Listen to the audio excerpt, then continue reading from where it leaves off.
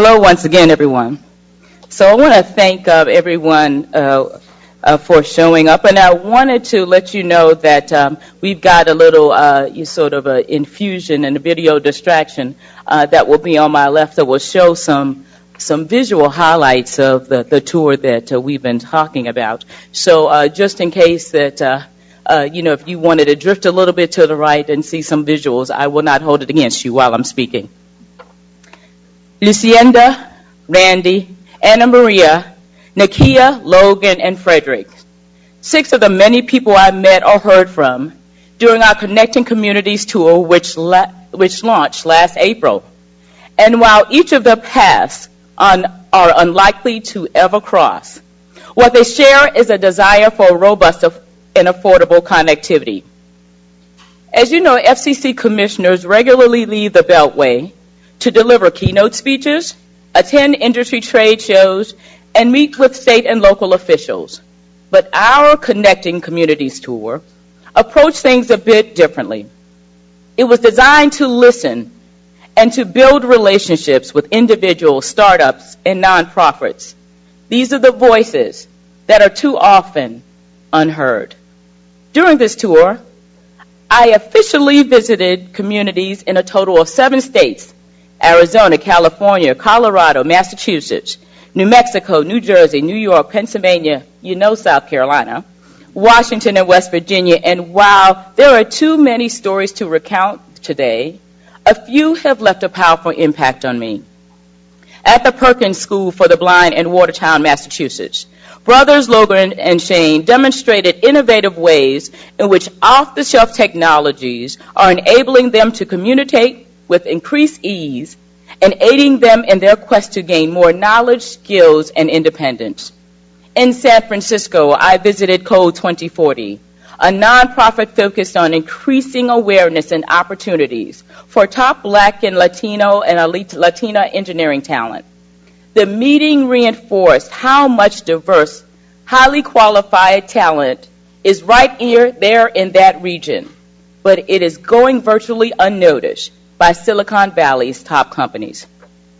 At the Charleston County Consolidated 911 Center in North Charleston, South Carolina, I learned about implementation of Text to 911, as well as their strategic plans for implementing next-generation 911 service.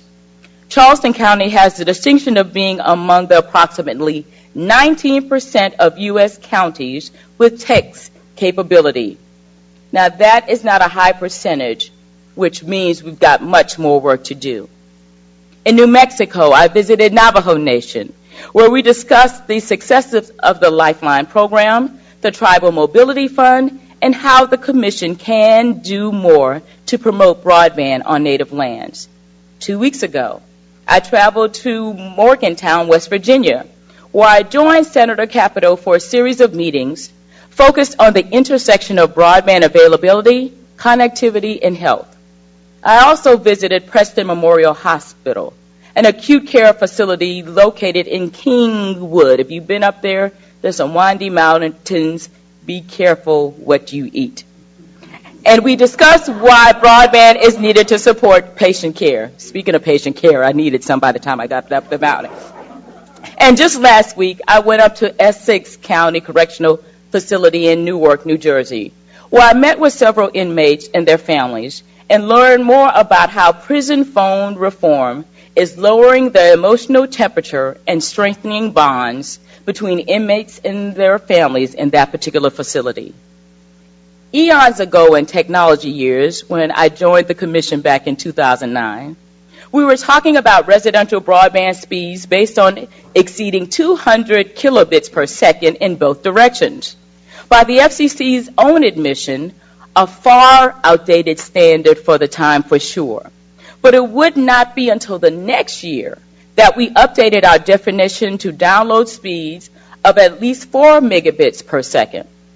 I say this as a reminder to all of us that while there is still much more work to be done, there is a lot we can be proud of. Here are just a few highlights. It is no secret that I have long supported a light touch Title II approach to broadband.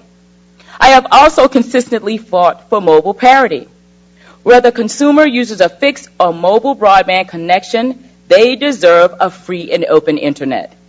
I was glad to see that approach adopted in the order, and even happier to see it upheld by the D.C. Circuit Court earlier this year. Historically, a Lifeline phone was the backstop connection for millions of low-income households. But we have also made great strides in bringing affordable broadband connectivity through merger commitments and the pending updates to the Lifeline program. But one of the greatest injustices in the communications market I have ever witnessed is the rates that inmates and their families pay to keep in touch. While we have made meaningful inroads in reforming some of the most egregious practices in the market over the past few years, much remains to be done. And I am hopeful that the more light we can shed on these practices, the more we convince every single American, from providers to consumers, that comprehensive reforms on the federal, state, and local levels are necessary. Recognizing the need to bring interoperability to the lower 700 megahertz band, I convened a group of the nation's wireless providers, both large and small, back in 2013. Ultimately, a voluntary solution was reached, which resolved the lack of interoperability in this part of the band and avoided the need for a lengthy rulemaking process. As a result of this effort, there has been an explosive growth of devices that are compatible with the 700 megahertz A block spectrum, and consumers in rural communities, to be more plain spoken, now they have more robust service and device options.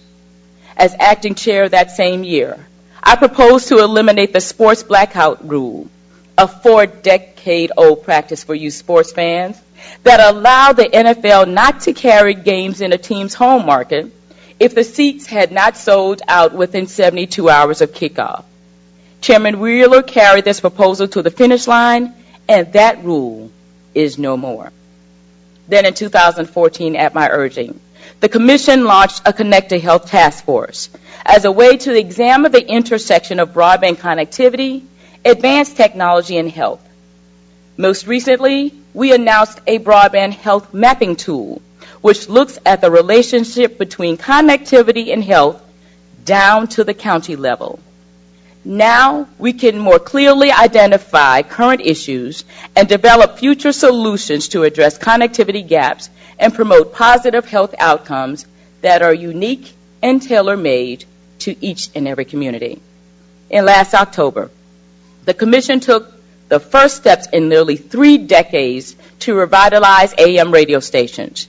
Thanks to the FCC's actions, over 900 applications have now been filed to relocate FM translators for AM rebroadcast use, nearly 90% of which have been granted by the agency's Media Bureau.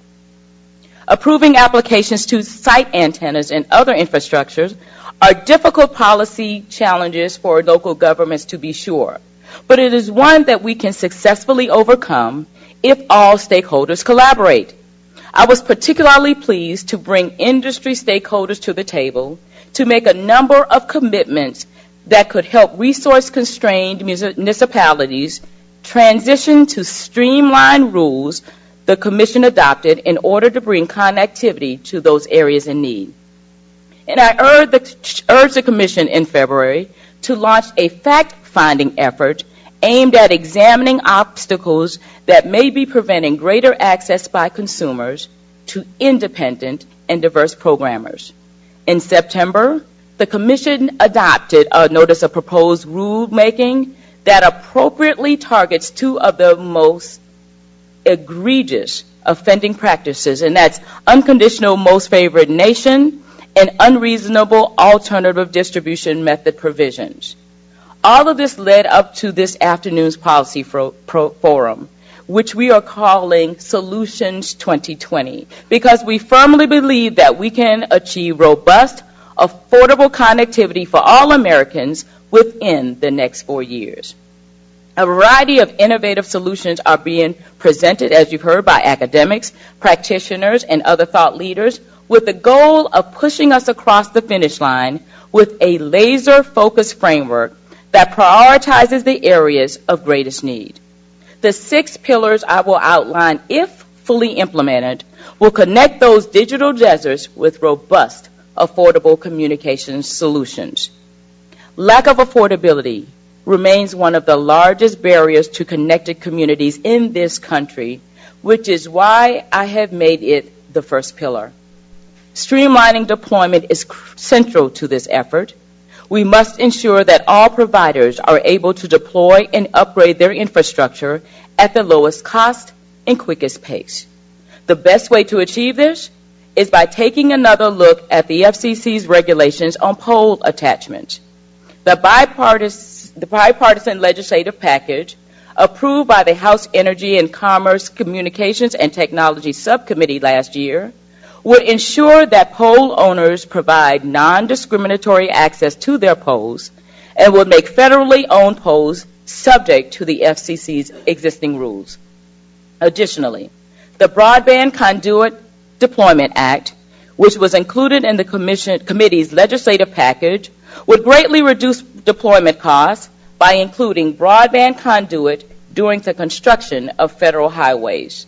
This bipartisan common sense reform would make a big difference in our effort to bring affordable broadband to all. When we talk about affordable communication services, we cannot forget about the more than 2 million Americans serving time in our country's prisons and jails. With concerns about mass incarceration mounting and recidivism rates reaching new heights, ensuring that inmate calling services, including video visitation communications, are offered at reasonable rates is a must. Families should not be forced to choose between day-to-day survival and contact with their incarcerated loved ones. Legislation like the Family Telephone Connection Protection Act would prescribe uniform rates and eliminate kickbacks to correctional facilities. This legislation should be considered. This legislation should be quickly implemented. Second, local governments that want to bring broadband connectivity to their communities, particularly when the private sector has failed to do so, should have that right. And I'm not the only one saying this. Many mayors across the country, including 40 who signed a letter in August, have expressed their commitment to competition and the right of self-determination for our communities free from interference. In order to empower communities, I support the enactment of the Community Broadband Act, which preserves the local community's rights to provide their residents who would benefit greatly with broadband service. Third, we must explore new ways to ensure our nation's health facilities are equipped with advanced broadband-enabled technologies. I support the passage of the bipartisan Reaching Underserved Rural Areas to Lead on Telehealth, which would enable non-rural hospitals that serve predominantly rural areas to take advantage of funding from the FCC's Healthcare Connect Fund. I also support innovative initiatives like Project Ethan, a program established by the Houston, Texas Fire Department that is connecting the city's first responders to a call center staffed by physicians. Thanks to the power of mobile broadband and a tablet, EMTs dispatched to a 911 call can connect a patient with a physician through a video chat, and in just over 80% of those cases, eliminate the need for a costly hospital visit. Fourth, we must strive to do more when it comes to making our media landscape truly reflective of the melting pot we call America. Today, racial and/or ethnic minorities hold a majority of the voting interest in approximately 6% of full-power TV licenses and just over 8% of commercial radio licenses. Congress should reinstate the FCC's Minority Tax Certificate Program, which during its 17 years of existence successfully helped to bring the most number of diverse entrepreneurs into the broadcast industry. We also need to build a robust record of data to illustrate a comprehensive picture of today's media landscape. One place to start would be the 6 categories of research that commenters outlined in the recent quadrennial review proceeding. We should also establish an incubator program to increase female and minority ownership. This idea was put forth by the Multicultural Media, Telecom, and Internet Council. This could permit a local radio broadcaster who incubates a new voice, such as a minority owner or women owner, in its own larger market. They could acquire an additional station above the existing local ownership cap or AM/FM subcaps. Furthermore, there needs to be an ongoing dialogue on how to improve both gender and racial diversity at tech companies. I applaud and support the Equal Employment Opportunity Commission, which this past week announced the launch of a working group to look at this very issue. Fifth, now there's a lot of buzz around 5G, and yes, it's true, I share this excitement. However, we must ensure that the benefits of high-speed wireless broadband, we must ensure that this reaches all communities, including those Americans who continue to rely on 2G service. Yes, there are 100,000 who rely just on 2G service. Unacceptable. And 5G connectivity is largely reliant on the availability of more spectrum. So this is why I support the passage of the Mobile Now Act, which directs NTIA and the FCC to free up spectrum essential to the success of 5G deployment. Moving forward on Phase 2 of the Mobility Fund is also vital to financing mobile broadband facilities in rural areas that are not being covered at all or areas where the service is second-rate. We need to make sure that our universal service money is being targeted where it is most needed to support robust service and not prop up competition to providers who are serving the very same area with those who receive no subsidy. We also need to continue to identify spectrum bands that are suitable for unlicensed use. This will help foster the development of more innovations, such as TV white spaces technology, that may benefit rural and underserved communities. Ensuring that there is sufficient spectrum for unlicensed use in the millimeter wave bands would further promote and encourage new and novel applications and services to the benefit of all consumers. Finally, consumers deserve real transparency when it comes to signing up for communication services. There is nothing worse than tearing open your first month's bill to find that you are responsible for charges that you do not understand or were not expecting. In order to eliminate that bill shock, communications providers should step up to the plate and voluntarily agree to improve transparency of below-the-line fees so that when consumers sign up for service, either online or in-store, they will not have to wait for the first bill to learn what their total monthly costs will be. Last week, you may have heard the FCC's Consumer Advisory Committee's No Surprises Task Force put forth several recommendations to address this very issue, and I strongly urge the industry to adopt their recommendations. The Commission should also limit pre-dispute arbitration clauses in communication services contracts. The tide is turning against these consumer-unfriendly provisions that have already been banned by the Center for Medicaid Services, the Department of Education, the Department of Defense, and others. This idea is teed up in our work on broadband privacy and should be adopted first for consumer broadband and then for all services sold to consumers under the FCC's jurisdiction where we have the legal authority to do so. Many of the ideas presented by the experts at today's forum are a starting point for what can be accomplished by the end of this decade. Swift and strategic action toward implementing these policies will support the growth of our economy and greatly improve the quality of life for all. This is why, by the end of this year, our office will publicly release a Solutions 2020 call to action to ensure that the great ideas presented today will never go unnoticed. My thanks once again to each and every one of you for participating in and contributing to Solutions 2020. I am truly grateful for the sacrifices you made to get here, because we did not have a budget to get you here. And I am comfortable in assuring you that your investment will continue to pay dividends for years to come.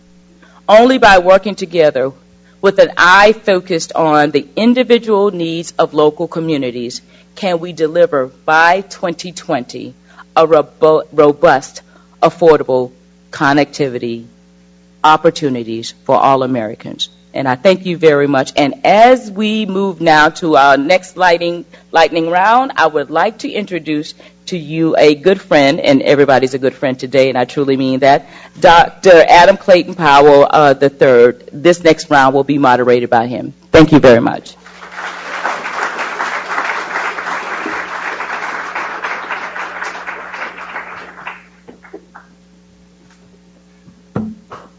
Good afternoon, and please, will the panelists for the next session please come to the front? We are not taking a break.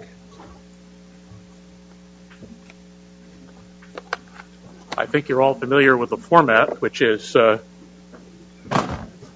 each person has 3 minutes to make his or her pitch, and then we have questions, and there will be a 1-minute follow-up at the end from each person. You all have programs, bios should be in your programs, and I am pleased to go in panel order. I will not be introducing each panelist. We'll just simply go one right after the other to save time. And the bios are in your programs. And my name is Adam Powell, and I've been told I should start off. 51 years ago, the United States government decided to set aside what is now $500 million a year to promote, to serve the underserved via broadcast, radio, and television. In fact, I brought a 51-year-old book, remember these, to quote to you one of the reasons that appropriation was made. Public television is capable of becoming the clearest expression of American diversity and of excellence within diversity. I would submit that we have strayed quite a bit from that aim, from that purpose, and from that initial obligation. What I would suggest is that it's time, as we celebrate the 50th year of public broadcasting in November of next year, that we change the Corporation for Public Broadcasting to the Corporation for Public Inclusion.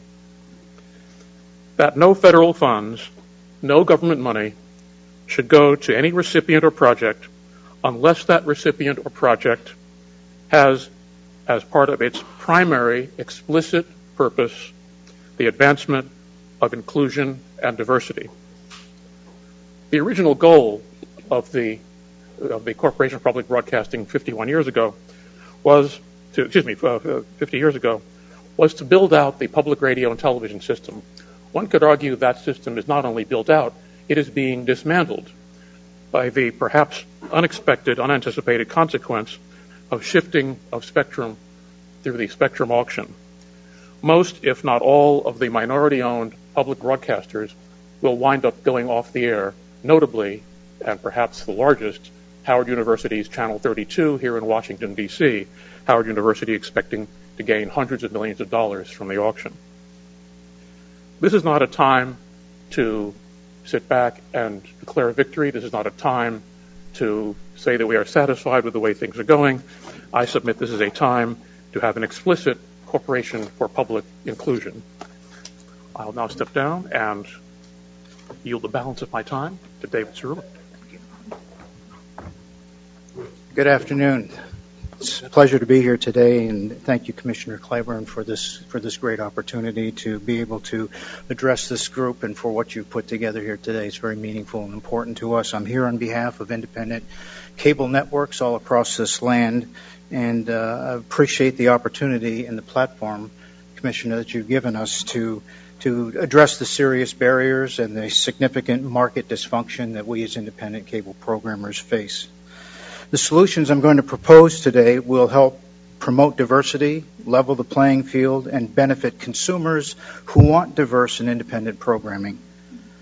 Bundling by conglomerates is a major obstacle in inhibiting diversity and independent network growth.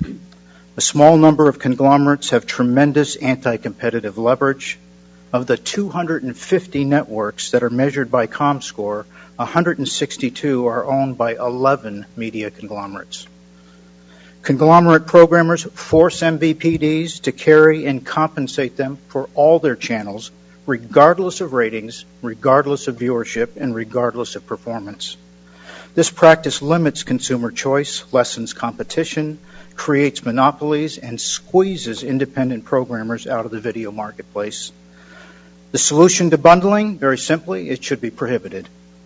The most egregious challenge that's facing independents is discrimination, abuse of power, and lack of fairness by some MVPDs with respect to obtaining carriage and the economic terms associated therewith.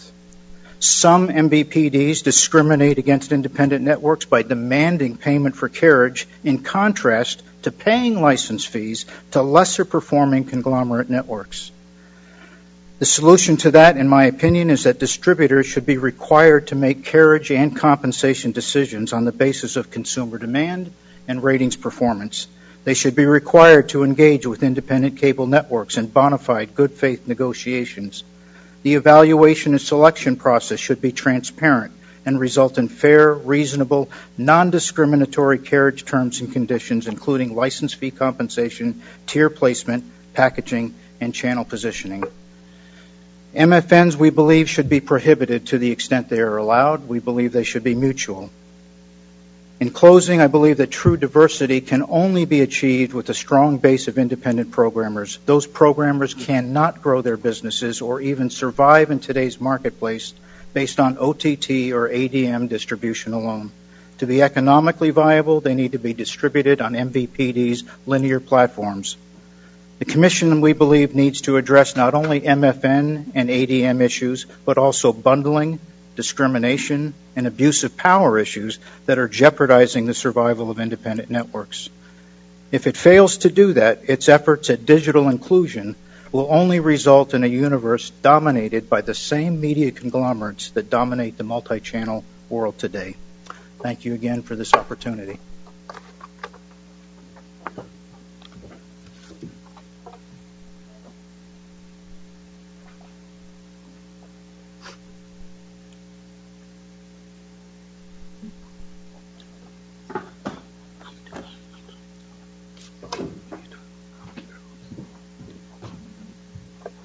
Hi, I'm Julesy. I am a UTANT content creator.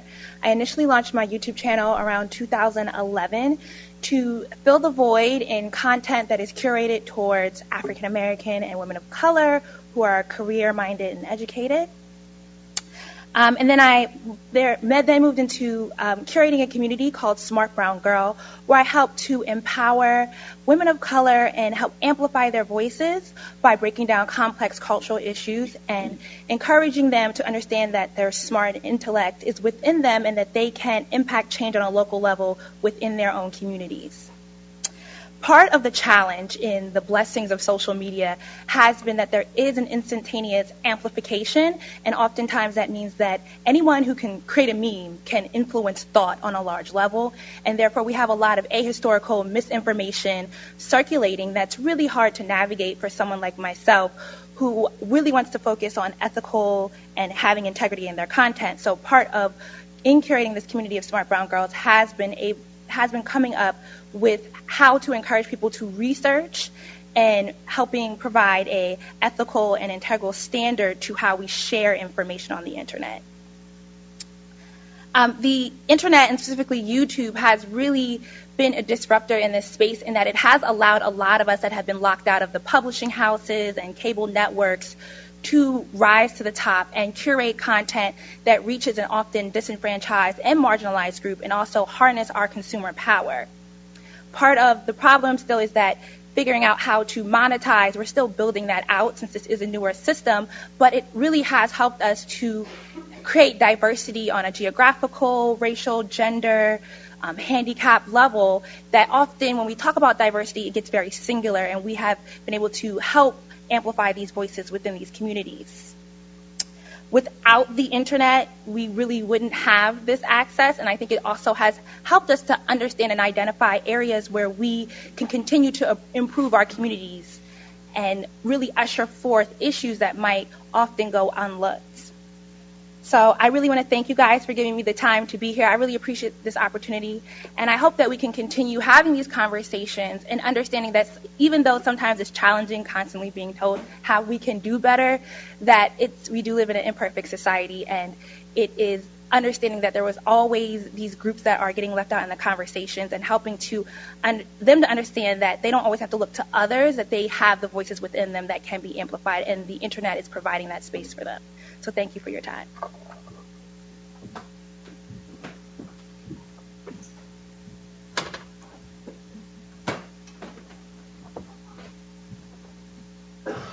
Good afternoon.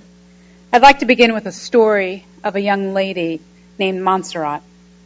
In school, Montserrat would cry hysterically whenever the teacher asked her to come and give a presentation.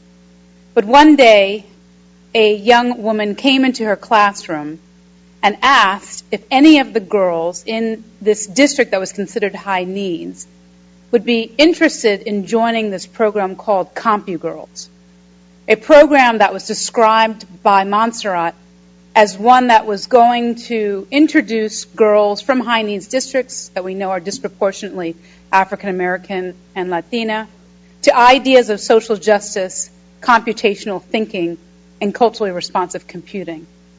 And so Montserrat turned to her girlfriend, Courtney, and said, why not? The only thing we learn in school here is PowerPoint and word processing.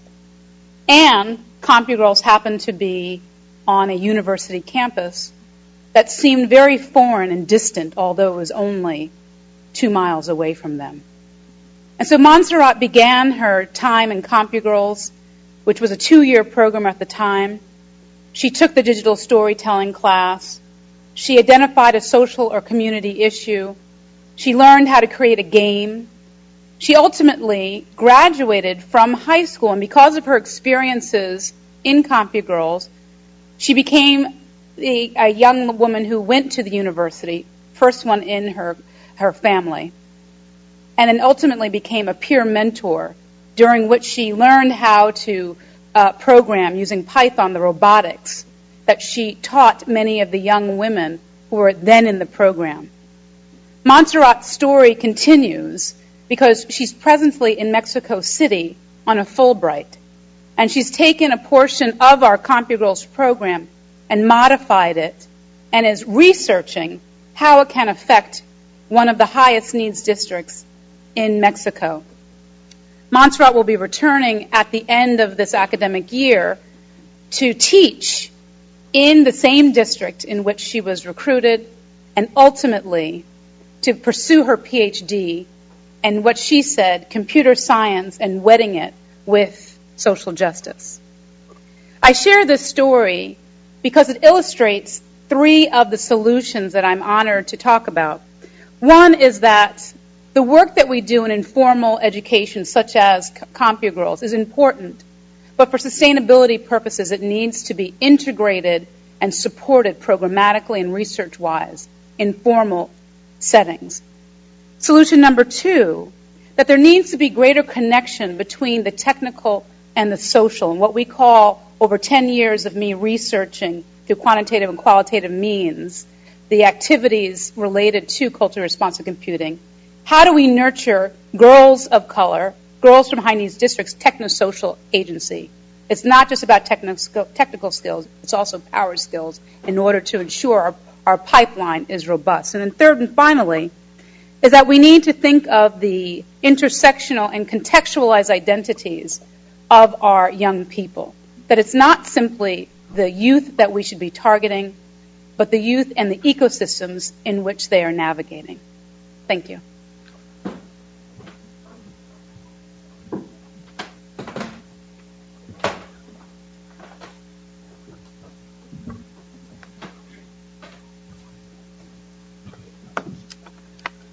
Good afternoon. My name is Kevin Clark, and I want to talk briefly about a new study that has been released today. It's called The Digital Lives of African American Tweens, Teens, and Their Parents, Innovating and Learning with Technology. It's a national study funded by the Gates Foundation, first of its kind, where we surveyed 1,000 dyads, a teen and their parents, about technology use in their homes. Executive summaries are on the table outside, but what I will do is briefly talk about the solutions that I would propose as a result of this research. The results of the study point us to an overarching conclusion that the shortage of African Americans going into tech and STEM fields does not appear to be due to lack of interest, doesn't appear to be due to lack of enjoyment or lack of confidence in using computers. African American youth enjoy learning about new technology. They enjoy using computers, and they've done a lot with computers. And so when we look at what the results of the study tell us, it tells us that there is an unmet need. There is not a lack of aspiration. There is not a lack of opportunity specific to the types of skills that African Americans youth want to be involved in. So I would actually propose 5 solutions, and I'm just going to list them, because when you hear 5, people are like, oh my God, he's going to go through 5 things. The first one would be that we don't limit the instruction or the computer education to just the minimal skills. We focus and provide advanced skills for African American youth. Secondly is that computer education needs to start young, and specifically for girls, we need to catch them sooner rather than later, because one of the things that our study showed is as girls go from 10 years old and they get older, their interest in technology decreases. Thirdly, we need to have parents and caregivers be included in these digital opportunities so that when young people go home, they actually have someone who can help them do the things that we just taught them to do at our community center. Number 4, along with expanding high-speed internet access, we also need to set up or continue to have ways for people to actually get computers. All right? And then lastly, building on what the moderator said, is that we need to figure out ways to have creators, people who create content, become more diverse. We need to look at how do we get more diverse writers in television and media, how do we get more diverse directors, and how do we get more producers so that diverse populations can begin to tell their own stories and have their own communities represented. Thank you.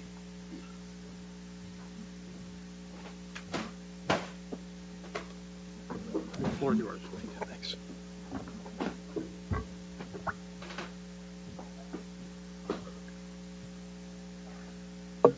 I'm going to piggyback off that last comment here, because I think this is part of the reason I was asked to come here and speak. I'm the only Indian American in the U.S. that owns a full-power TV station, and that's kind of a joke given that I live in Silicon Valley and that thousands of companies are powered by Asian Americans and people of all stripes.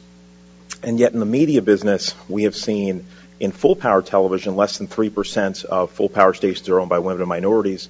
And currently, the FCC has a spectrum auction going on right now, which will reduce that total to less than 1%. And I've been kind of waving the flag on this for, I would say, 5+ years. And I'm hoping folks in this audience and elsewhere will listen, because that's how you create more opportunities for women and minorities, is ownership. I know this as someone that used to work at different TV stations around the country, now that I've started my own businesses, starting with one single Class A station in San Jose, building a low-power station in Chicago, now a full-power station in Fargo, North Dakota. Our company broadcasts 40 different channels all over the country. And I've noticed the partnerships that we've been able to strike, for example, our network, which is serving the Indian American community. We're building effectively the Indian Univision. We've done partnerships with Armenian owners, Greek owners, Indian owners, Hispanic owners, Chinese owners. What does that tell you? These are folks that understand that the demographics of the United States have changed, and there are opportunities in these niches.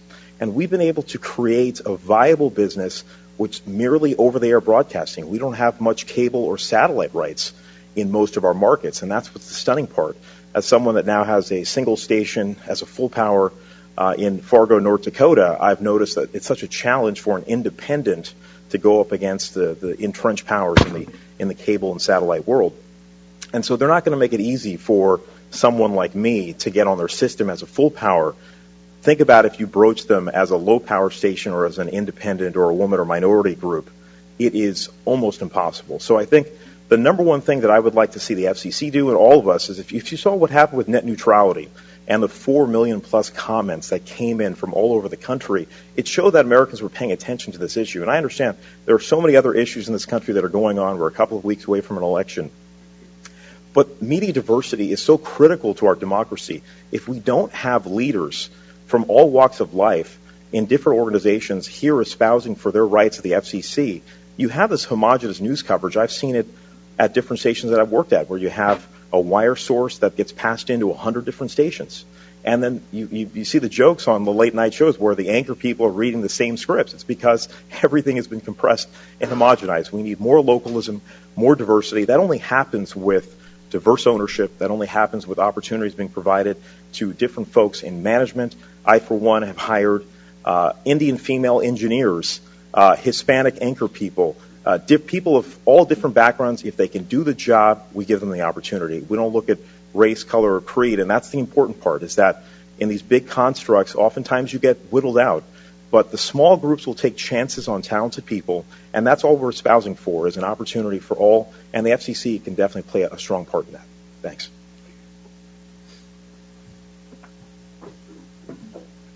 Well, thank you to all the panelists for your ideas. This is now the interactive part of the session. There are microphones on both sides of the room. Please keep questions short. You also have index cards, and those can be brought up, and I will read those questions. We're also taking questions via Twitter.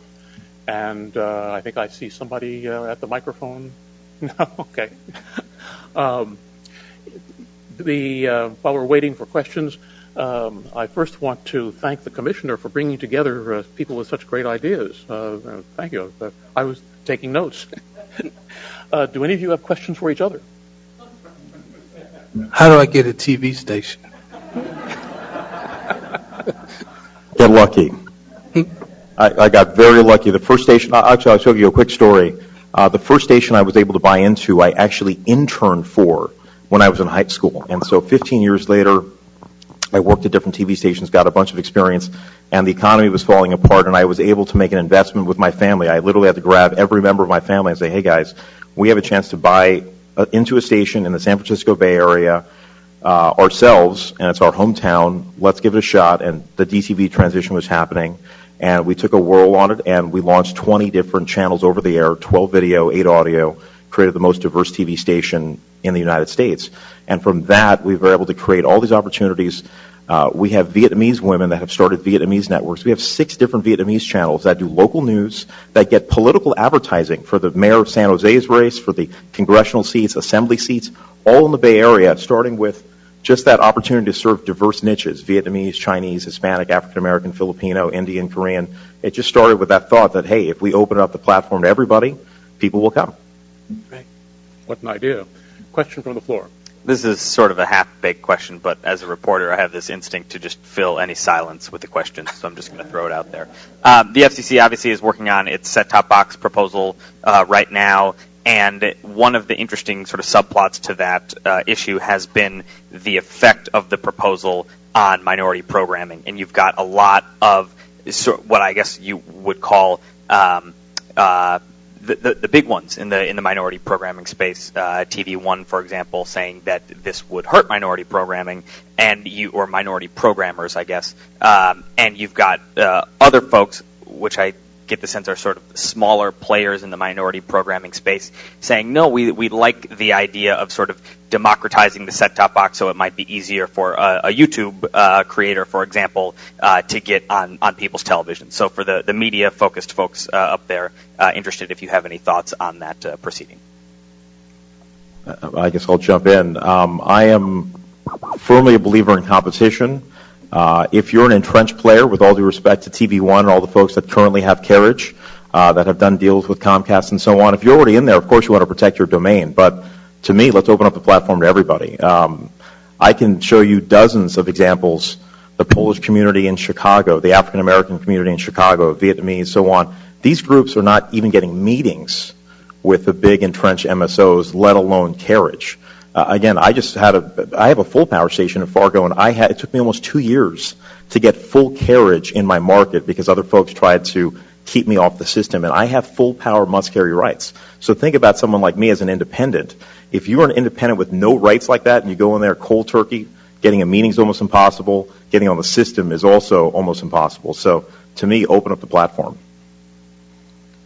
I'll second that. I put another station on the air, a public TV station, full power in San Francisco, and in 1990, and the Bay Area Interconnect basically said they weren't going to carry us and sue us. So that's basically the Absolutely. You got to have legal resources to take these folks on too. We finally wound up getting a split on Bay Area Interconnect with the Playboy channel. So yes, exactly. So we went from children. So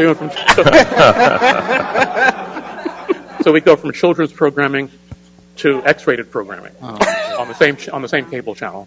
You can imagine the calls we got.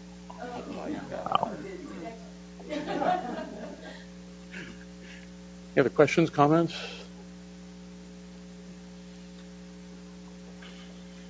Questions from the floor.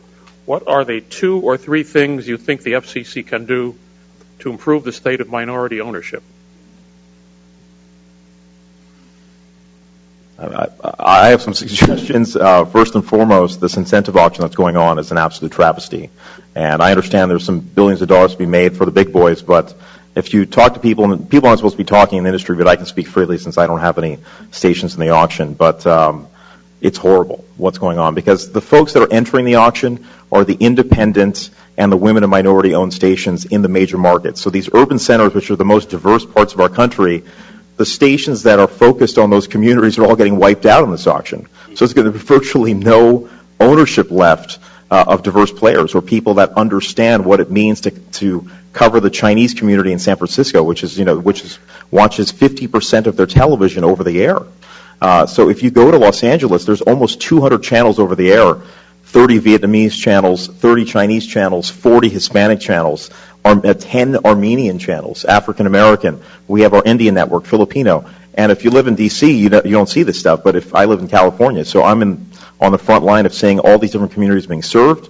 And yet this auction is going to potentially wipe away all of these stations that are serving those diverse markets. So first and foremost, there's an opportunity with Class A TV stations to give them must-carry rights. And I know the cable systems will fight, but it'll only affect about 7% of cable systems nationally. It's a very small margin, but it's the very least they can do if Class A's are going to survive into the future.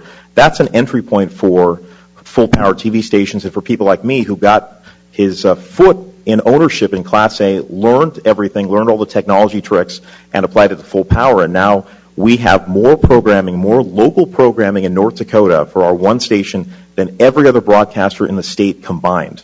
We do 300 local live games in North Dakota all over the state, and that all happened because I got access to a full power license, which was courtesy of a few players, including MMTC. And so that's why if you actually open up the platform to different voices, different viewpoints, you can see what happened. You'll get a lot more competition and much more localism.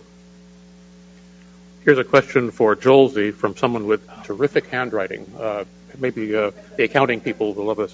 What unique opportunities does YouTube provide for minority communities, and what is your vision for the future of YouTube?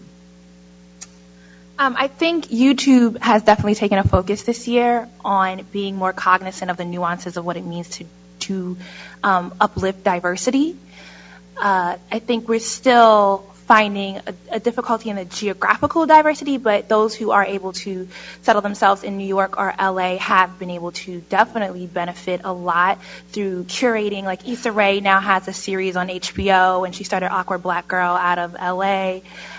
We have Francesca Ramsey, who was on the Late Show with Larry Wilmore, who helped produce Insecure. He's been a very big player in working with content creators off of YouTube. Troy Carter, who used to manage Lady Gaga, now has an incubator in the LA area, and he's working with content creators.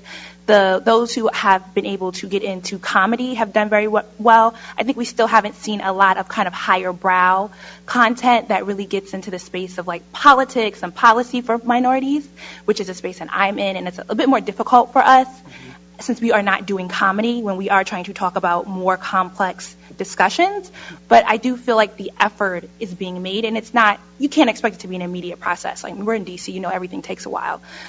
So it is, I think they're growing that, and it really also comes down to us as content creators having, since this is such a new space, is being conscious of or being strategic about what we want to do in initiating some of these ideas versus waiting for the bigger players who are used to working in a certain way to come around to what we're doing.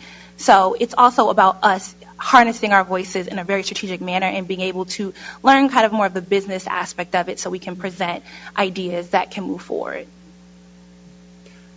Well, this one I think is for Kevin, but anybody can talk about this. With regards to the new research study and the funding for girls in STEM, what needs to be done to level the playing field for online users of color? Wow. Well, first, I should say that study, Dr. Kimberly Scott and I partnered on that study. She's at Arizona State, I'm at George Mason, and so we partnered on that study.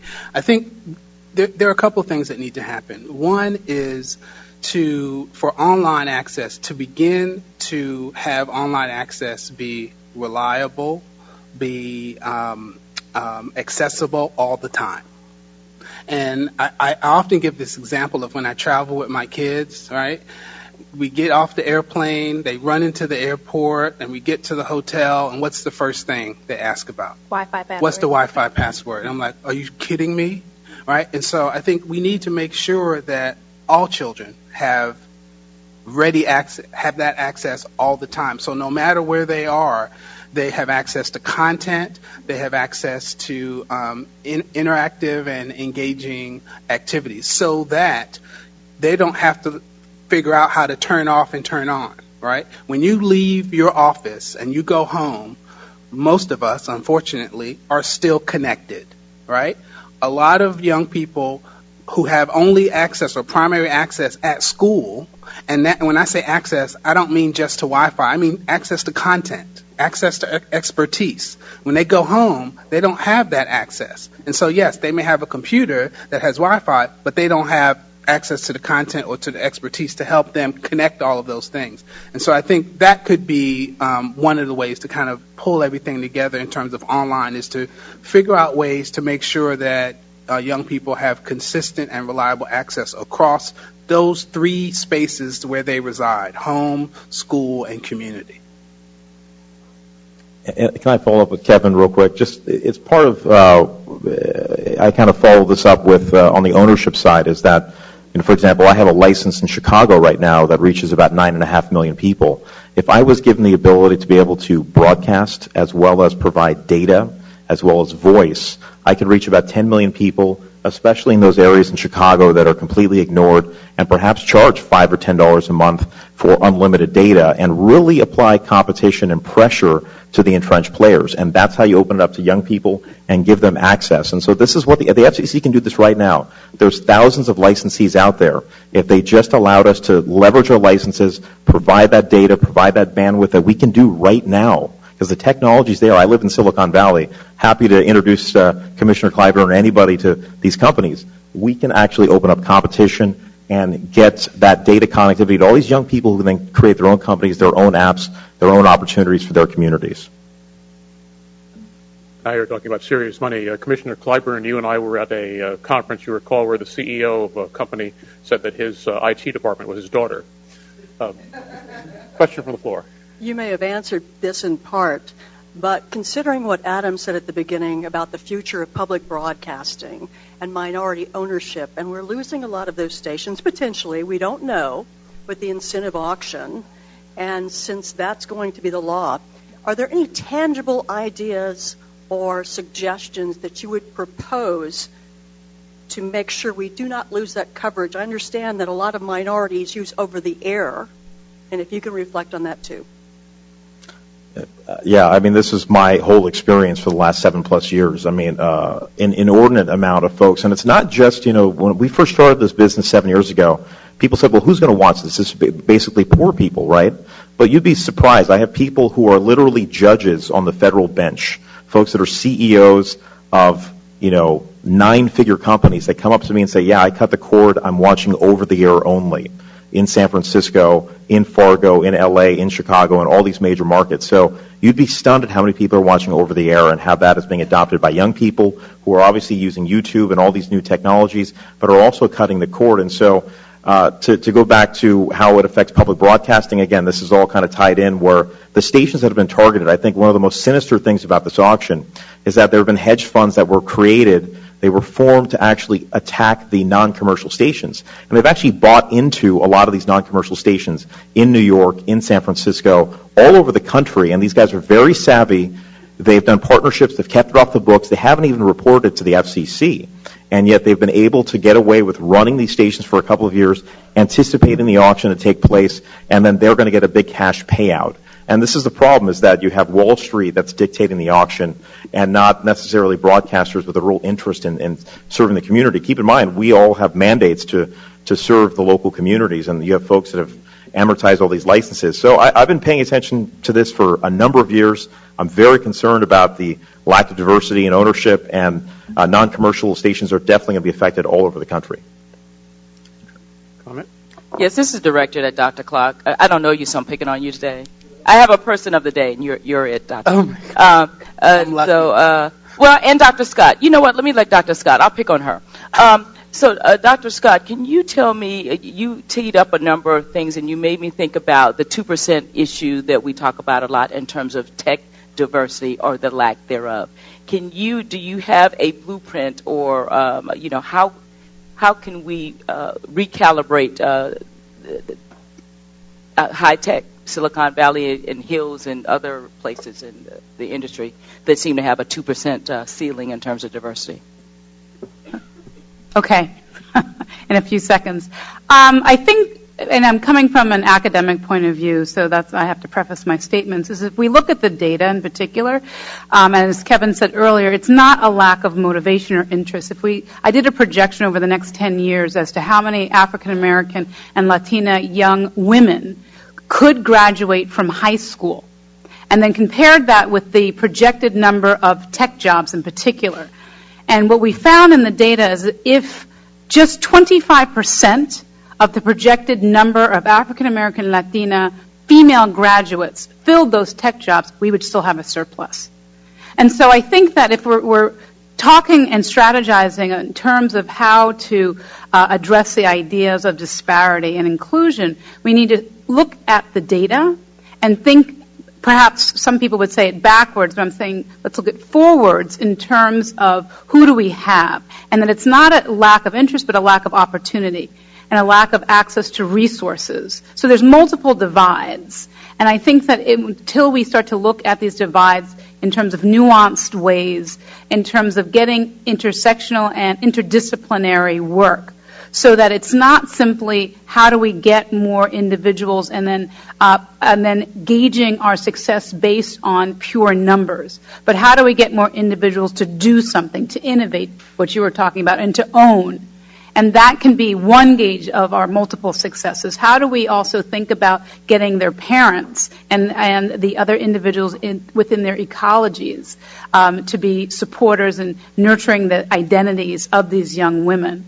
And so I don't have a quick and easy answer, but I think that we need to complicate the data, do more support for research that's interdisciplinary and really understands this issue as a complex one that's also contextualized. And so it's not necessarily about just getting girls, but which girls? Are we talking about African-American low-income girls in a rural community, which are some of the communities that Kevin and I explored in our study? Or are we talking about middle-income African-American girls in New York City?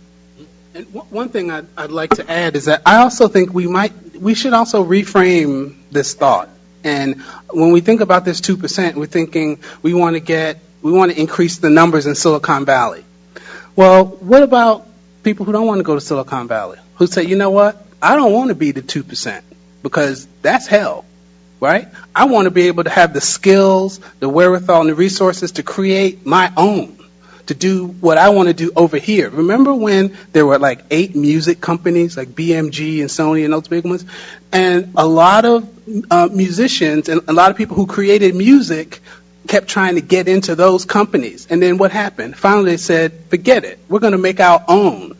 And everybody started creating a label because they had the technology, they had the resources, they had the drive. And so I think we should also reframe that conversation and say and. So yes, you can go work in Silicon Valley. I used to live in San Jose, worked for a startup in San Diego. It was great. But I also am happy that I have the skills to move across the country to D.C. and to do something totally different. I would actually have something to say about that. I also think it's important that when we think about encouraging young people of color to enter into the science and technology, is that we don't make it so traditional as it's been. And I have a series on my YouTube channel called Behind the Valencia Filter, which is like an ode to Instagram, where I interview young black professionals. And one of my close friends is a scientist at Johnson & Johnson. And she's working on building out a program that encourages women getting into science because a lot of us want to start our own lipstick companies. And that requires science. And so thinking about what we already are tapped into and how, like a lot of people want to become makeup artists, but there's a certain level of science that you could invoke that would allow you to elevate that career field. And so not just looking at it in the traditional sense in that I have to become a developer or a coder and I have to do what's already being done, but also looking at what are these communities already interested in and how can we invest them in science and technology that way. Well, we've come to the end of our question and answer period. Each panelist now has 60 seconds for final thoughts. Let's start with David Cerullo. Well, first of all, again, Commissioner Clyburn, thank you so much for the opportunity to be here and for being a champion of the little guy and giving us a platform to have our voices heard. Most of the thought leaders that have been presenting today and the participants have discussed in various ways, one way or another, access to robust broadband availability, affordability. All of those are really important issues, but I'm here in part to speak on behalf of the content creators, the independent content creators who, quite frankly, without some solutions to be enacted at the level of the FCC, you won't have the content to air on those platforms. Independent programmers serve a very diverse section of America, consumers who are looking for choice. We could talk about, for example, here in Washington, D.C., if you're a coffee drinker, maybe there's 500 Starbucks you can go to. What if you want to go someplace else besides Starbucks? Where do you find it? You can't find it because they dominate the marketplace. So it's important that independent networks survive and thrive and meet the needs of diverse programmers, diverse consumers who are looking for a real choice and not being subjugated to the content that 11 conglomerates are creating for 90% of the viewership in this country. That 11 companies, think about it, create 90% of the content that you look at. There is no diversity there. I'm going to 1,000% agree with David. As someone that creates content, as someone that owns a platform, I think ownership is key. You see all these young people using Instagram and YouTube and all these tools that have come out on digital to get their voice out there, which is fantastic. But ultimately, they don't own the platform. And so in our case, when you have an FCC license, you actually have a platform, a vehicle to get point-to-point from our tower site to the home. And that is very, very important. So I want to encourage more folks to get involved in infrastructure. That's why I want to be able to advocate the FCC, if at all possible, to leverage these thousands of licensees you have all over America right now. The technology is there so all of these folks can activate those licenses to provide the broadband so all these young people that want to be connected all day, all night can do that at a low price point. They can create the competition for the big boys that is vitally needed. And I should make one more point here. I went to the cable show known now as INTX, which is the last one ever, it seems like, and they made a very interesting statement, and I was kind of stunned by it, that after they spend the billions of dollars they do on capital improvements to build these infrastructures, their profit margins are quite literally 100%. I mean, it's like a rounding error. to run those networks. So think about what they're making and what they're charging when you have your broadband at home or your wireless device, what they're charging and what the profit margins are. And so this goes back to the point of creating opportunities for young people and for everybody, because broadband is vitally important. I'm all in favor of opening up for everybody, but we need more competition in the sector, and the FCC can definitely do that. Well, I think it's very important to understand that the internet has definitely created a new sense of currency, and that social currency has become very popular and very influential, especially amongst young adults and the youth, and content creators on spaces like YouTube and other platforms are utilizing that to help shape and inform the culture and the way society flows. And so it's very important for across the spectrum of legislators, of broadcasters, to look at the sort of non-traditional ways that they can utilize what content creators are doing to speak to the audiences that we ourselves have curated, and help us help them, and create mutual relationships that can help positively, with integrity and a good ethical standard, help us shape and inform the communities that we serve.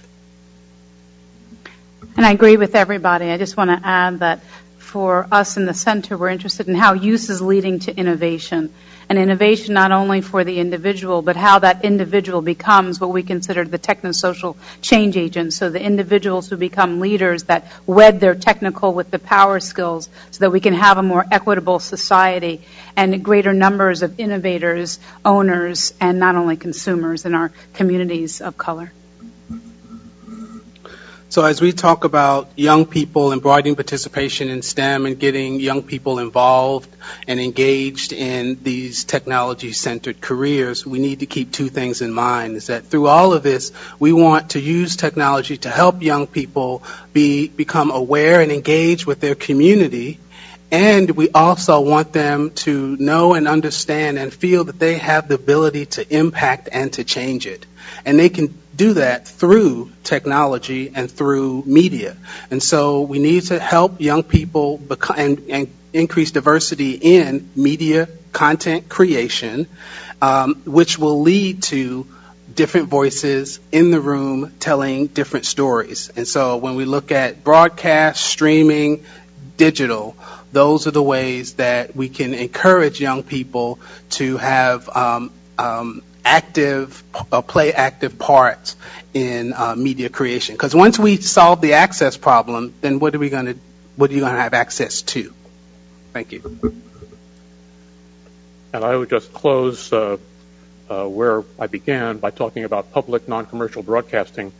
The impact of losing a minority-owned station, I'll use Washington, D.C. as an example.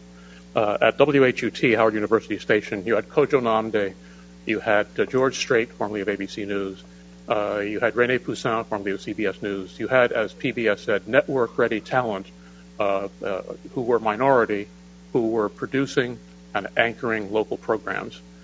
If HUT and other minority-owned non-commercial stations indeed go away in this next Spectrum auction, you'll be left with a prime-time schedule in public television which has only one minority host, anchor, or featured performer in prime time, Gwen Ifill.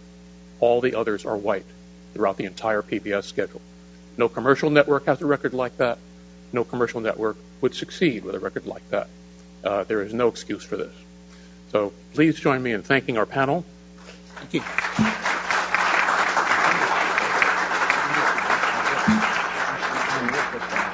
And thanks to Commissioner Clyburn, we are going to proceed next to the next lightning round with Laura Moy. Sure. I can put you on the side. We're all here. We're also submitted a court case a couple years to the life of the last generation. Legacy. Hello. Mike Kilgore. Nice to meet you, Mike. Well, how are you? It's going to be very interesting. I'm a big proponent. But as a local guy, I was a cop and a firefighter and a PSAP director for almost 30 years. Local needs have to Okay. All right, everybody, if you can please take your seats. We're going to begin the next panel. Thank you. Hi, good afternoon, everybody. I'm Laura Moy. I am a visiting assistant professor here at Georgetown Law. I'm the acting director of the Communications and Technology Clinic at Georgetown's Institute for Public Representation. So I just want to start by echoing everyone's notes of gratitude to Commissioner Clyburn for for hosting this important policy forum. It's an important and timely discussion. It's an honor to have the opportunity to participate, and we're even more grateful to have it right here at Georgetown Law. So thank you. We've heard today about making access more affordable, combating inequality, promoting digital inclusion, and using broadband as a healthcare tool, among many other things. So I think it's appropriate for us to close with this last panel, this excellent panel of speakers on the next generation of wireless technology. Because as a number of speakers have noted, we need deliberate and thoughtful build-out of infrastructure as a prerequisite to accomplishing many of the things pitched in the earlier panels. So here we are to talk about unlocking the 5G revolution. We must plan for 5G and support its build-out by licensed carriers without ruling out innovative and affordable unlicensed uses. And this is especially important as applications become more data-intensive and as we see many individuals and households relying on wireless as their primary and in many cases as their only connection. But as we all know, build-out is not without its challenges. So we're going to hear more about the specifics, again, from this talented panel of speakers, why we need 5G build-out, some of the promise of its potential applications, including bridging the digital divide, supporting smart cities, and improving public safety. But we're also going to learn about what can be done to support 5G, how to overcome hurdles to fast and equitable build-out. For example, we'll talk about the unique challenges of small cell infrastructure, how to avoid perpetuating the digital divide as we build out, and how to encourage investment. So without further ado, I'm going to yield to the experts on this topic. I won't be doing lengthy bios because I know you all have them in your materials. And just one note about logistics. Please do, because this panel is so broad and the last of the day, we would appreciate it if you could submit questions on those note cards. That would be ideal for us, or tweet them with the hashtag Solutions2020. Thanks so much. Yep. Okay. Commissioner Clyburn, thank you for this. It's been this has been very, very cool. Very cool, sitting here all day long listening to everybody. I really believe that's the right word for it. It's, you hear about the School for the Blind, you hear about healthcare, you hear about content, and I think the common theme from everybody was accessibility and affordability. I come at this from a little bit different perspective. The company I founded is called Mobility. It's pronounced Mobility, not Mobility. So when you get a card, from me in the mail, don't throw it out. It's because I'm interested in getting to know you a little bit better. Anyway, we're the largest wireless services firm in the United States, and we're the largest privately held owner of wireless infrastructure in the United States. And I only share that with you not because it matters, for any other reason than we're currently working in about 3,000 jurisdictions across the country. We're working on over 100,000 small cells in this country, and we're trying diligently to attach to the 300 or 400 million utility poles in this country and the 100 or 200 million light poles in this country. Because wireless has changed over the last 3 years, 4 years, because the form factor is so small, right, and the broadcast power is so low, and the objective is to get closer to the user. And it's kind of like watering your yard with a sprinkler. You can't reach the potted flowers on your patio with a sprinkler from the middle of your yard. You have to have a drip system. And affordability and accessibility is important to us, and we encourage the FCC and Commissioner Clyburn to really give some continued push and effort to everything that you're already an advocate of. We go into cities across the country, and all other utilities, all other essential services almost have unfettered access to the rights of way, right? Water, sewer, electricity, plain old telephone service, cable. And then as soon as wireless shows up, jurisdictions, not all of them, there's some wonderfully connected cities in this country, but there's a growing number that put their hands out for cash. And when we talk about affordability, I'm not talking about, the underserved and the digital divide. I'm talking about just the practical affordability of spending billions of dollars on infrastructure, right? Not my money, but the carrier's money, because we work for Verizon, AT&T, T-Mobile, Sprint, and everybody else. And what happens is, and there are some cities, certainly in Texas right now, where the carriers have just stopped. They said, we're not going to spend any money in these cities. I won't call them out by name, but we're just not going to invest there, and we're all going to watch. And we'll continue to do work elsewhere. And there's no, imaginary Texas, Dallas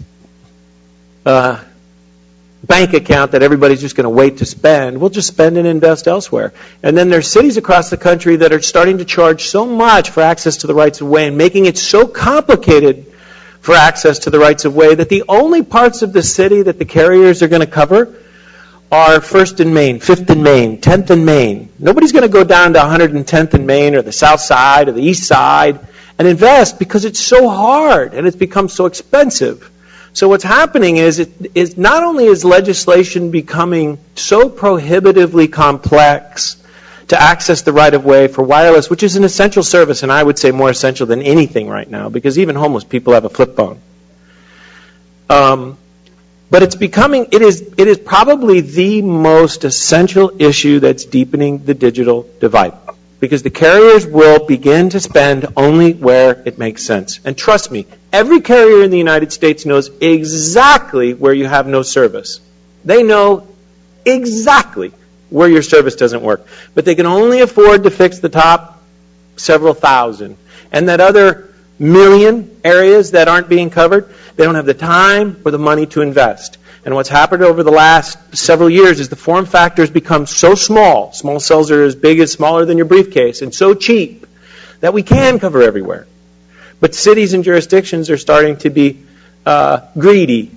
And in their short-sighted greed, they're forgetting about their citizens. And I'll bet people like Ann, that represents the city of Boston, doesn't even know the challenges that we have with the city of Boston. So my 2-minute pitch or 3-minute pitch is up, but I would just encourage Commissioner Clyburn and all the great work that you're doing to continue that push to help wireless be an essential service or considered an essential service in being charged non-prejudicial fees, non-prejudicial rights of way, access to the rights of way, like any other essential service. That's it. Thank you.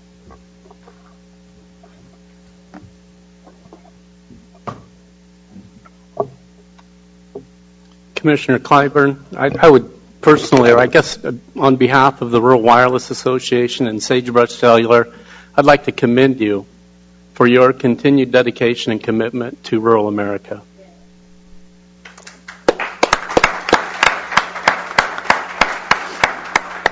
It's a great opportunity to be here. I come from a very small town in northeast Montana.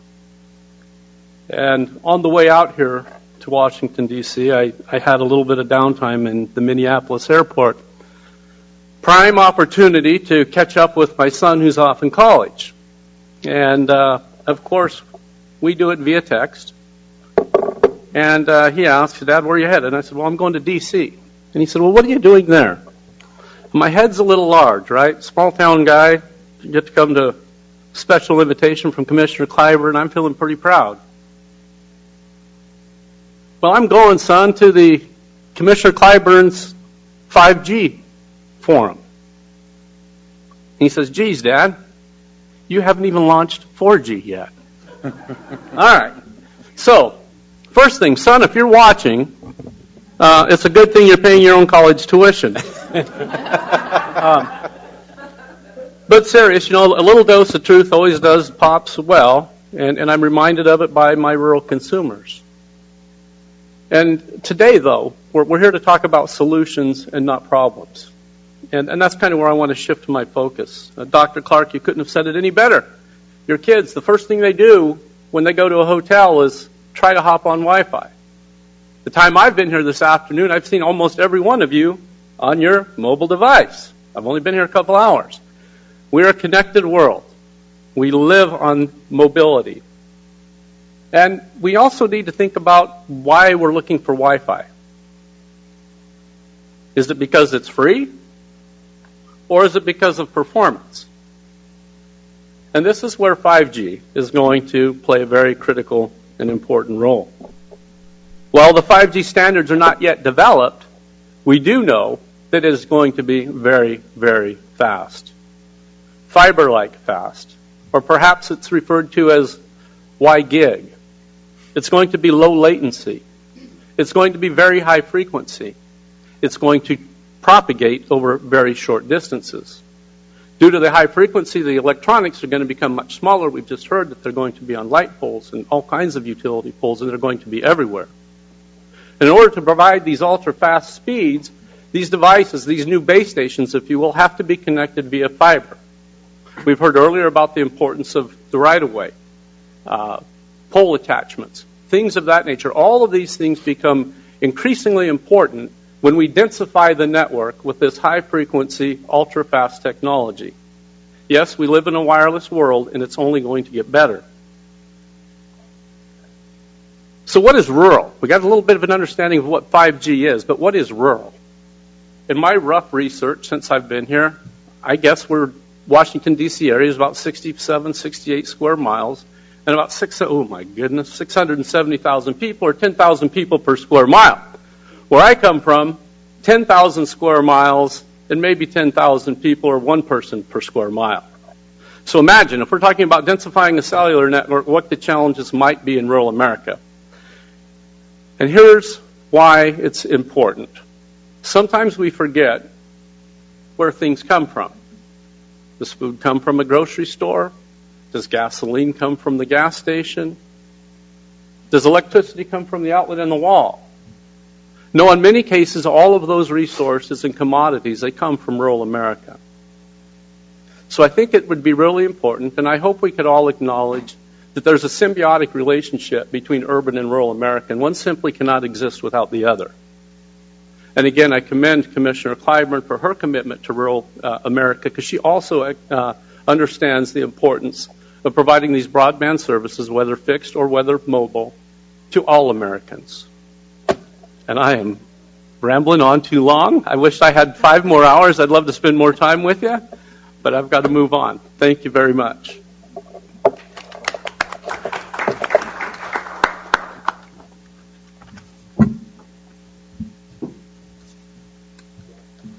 Good afternoon, everyone. I'm Renee Gregory with the White House Office of Science and Technology Policy. Thanks to all of you for joining. Thanks to all of you for hanging on in the room as we approach 5 o'clock and to hanging on online. This is such an important topic, so thanks most of all to Commissioner Clyburn for hosting this forum in addition to all of the other great forums you've hosted around the country. It's wonderful to see. In today's world, broadband equals opportunity. With it, students can do their homework at home or on the go. Small businesses can support their customers, and Americans of all ages can learn new skills and search for jobs. We've made great strides in connecting Americans, but work remains to close the digital divide, particularly in rural and tribal areas that are the hardest and most expensive to serve. 5G represents an opportunity to close that gap. 5G's promised speeds and capacity will offer fiberless connections at fiber-like speed, with the potential to leapfrog older wire-based and wireless broadband technologies. 5G could represent a more economical way to reach Americans who today have limited or no access to high-speed broadband and the opportunities it creates. The near-term development of fixed 5G services means that high-speed internet could be beamed to schools, homes, businesses more quickly and at less cost than laying fiber to every location. And this is true not here at home, but also for the billions of people abroad, many living in countries with little or no existing infrastructure. But we must also not shy away from acknowledging the risk that 5G could also perpetuate the digital divide. 5G is undoubtedly coming to urban areas where it could compete with or complement existing technologies. But we must also make sure that rural and tribal areas are not left out of the benefits of 5G. We have an opportunity over the next few years to shape the development and deployment of 5G to ensure that it isn't just an urban technology, to ensure that we don't leave Americans behind in rural and tribal areas. If we focus on deploying 5G technologies only in urban areas, we would lose a tremendous opportunity to empower the next generation of students, entrepreneurs, and the American workforce. Let's not kid ourselves, though. Making investments and smart policy decisions that will support the deployment of 5G outside of urban cores will present a challenge. Serving the underserved and unserved won't ever be easy or cheap.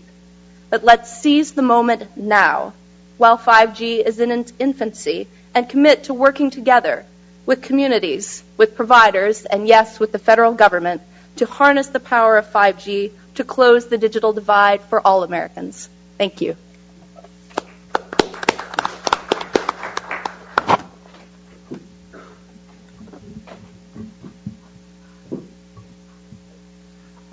Good afternoon, and thank you, Commissioner, for having the City of Seattle here as part of your forum to talk about how we see 5G opportunity and solutions. Mayor Murray in the City of Seattle believes that Internet access is the infrastructure challenge of the 21st century. He is committed to ensuring all Seattleites have access to equal, affordable, and competitive broadband that approaches the rapidly evolving gigabit standard. The mayor also believes in good government and that the Smart Cities movement will allow city leaders to make more data-driven decisions. When the mayor took office in 2014, he found that telecom investment in our city had stagnated, in part due to some onerous rules implemented a few years prior. The mayor introduced his strategy to increase broadband deployment and adoption with a key focus on reducing the regulatory barriers that were hurting investment, and instead to think about how we incent competition to reduce prices and increase service. He introduced new legislation that streamlines permitting of communications equipment in the right-of-way and incents equipment that is of such small scale that it doesn't present a visual or physical barrier. He encouraged the aerial deployment of equipment to preserve planting strip use.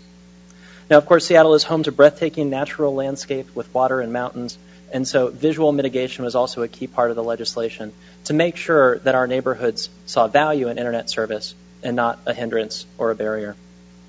Thanks to these initial changes, CenturyLink named us one of their gigabit cities, and in the past 2 years has deployed fiber to the premise gigabit speed broadband to 155,000 homes, about 60% of our single-family homes in the area. That's up from 0 homes with gigabit fiber 2 years ago. 5G has the potential to revolutionize our internet landscape. The market for home broadband may evolve from our 2 duopoly players today into a market with 6 competitive choices. But how we manage the impending demand for fiber and small cell build-out will be critical to making this a reality. So right now we're very focused on creating capacity for permitting. Many of the barriers that you just heard about in cities, we are trying to overcome by creating partners who can help expand our engineering and make-ready work capacity. We've also created a utility stakeholder committee that meets on a quarterly basis to understand where we will be opening roads and running city construction projects so that they can opportunistically lay fiber and conduit to be ready for future demand. And right now we're reviewing the rules of how we approve small cell deployments, streamlining permitting to recognize how small these technologies have become, and particularly with camouflage of the equipment, how unnoticeable they've become as part of our built environment.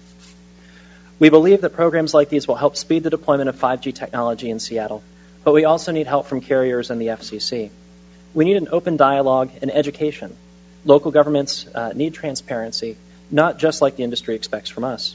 In order to evaluate proposals in a timely manner, we need accurate and complete information and detailed site plans. We also need to change the dialogue.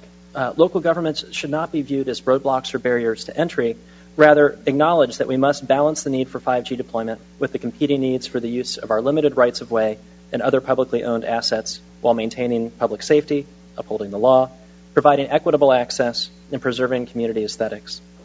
Lastly, we do need help. We are very focused on equity in the city of Seattle, and 15% of our households, fully 90,000 households, do not have access to the internet to get online.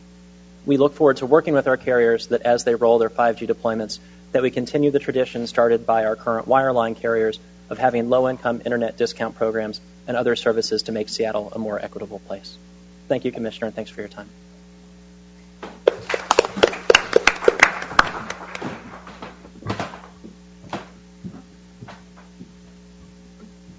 Good afternoon. First, I'd like to join the rest of my colleagues in thanking the Commissioner for the honor of being here. If you think Gary's perspective was different, you're going to love mine. I was, 3 weeks ago, a public safety guy, primarily at the local level, having worked with the FCC for 4 years on a number of initiatives around broadband, FirstNet, NextGen 911, and cybersecurity. 3 weeks ago, I took the dreaded federal job I am now with the federal government, and I'm here to help. That is the same reaction every police chief, fire chief, EMS administrator, 911 director in the country has when you say that, but in reality, the federal government has a tremendous role here, led in many cases by what the FCC has done over the last 4 years in particular that I've seen in extending new technologies to a diverse population. In the public safety world, running a 911 center, and I've run 3, the population is everyone. No one should be excluded from the ability to contact 911 when they have an emergency, whether it's a Hurricane Matthew, the first project I got to work walking in the door at DHS, or whether it is a 9/11-like event. It is critical that as we roll out emerging technologies like 5G and incorporate them into our next-gen 911 landscape and hopefully eventually into the FirstNet landscape, connecting responders with 911 centers on one side, the FirstNet side, and connecting the public to the PSAP or the 911 center using commercially available technologies, it's critical that no one be left out. Because the minute you leave one person out, you have one person at risk who cannot contact 911, cannot get police, fire, and EMS assistance, and that is a catastrophe waiting to happen. The FCC has pushed forward a number of things in both the FirstNet and the broadband space that are critical to public safety, and 5G is the next in that phase of deploying emerging technologies to all citizens and all communities. And as the Commissioner so eloquently pointed out, it's critical that these services extend to everyone. 2G, 3G, 4G, it should not matter when broadband services are deployed. And as we deploy the services and incorporate them into the next-gen 911 IP-based multimedia capable systems of tomorrow, one thing I would encourage all of the providers and the technologists deploying the technologies to do is consider cybersecurity. Everyone in here is at risk if you're carrying a smartphone of a cyber attack. And in order to ensure that your 911 system is safe, we need to incorporate cyber defense mechanisms into every aspect of what we build moving forward so that not only are we protected by the ability to reach 911, but we're protected when we do so from the ability of the bad guys to get back at us through those same networks and systems. And again, I'd like to thank the Commissioner, her staff, who've made it very easy to drive over here from Arlington instead of fly from Orlando this week, and encourage you to continue the good work. And I look forward to working with you as a federal partner now. Boy, that's different. From the DHS perspective. Thank you very much for your time.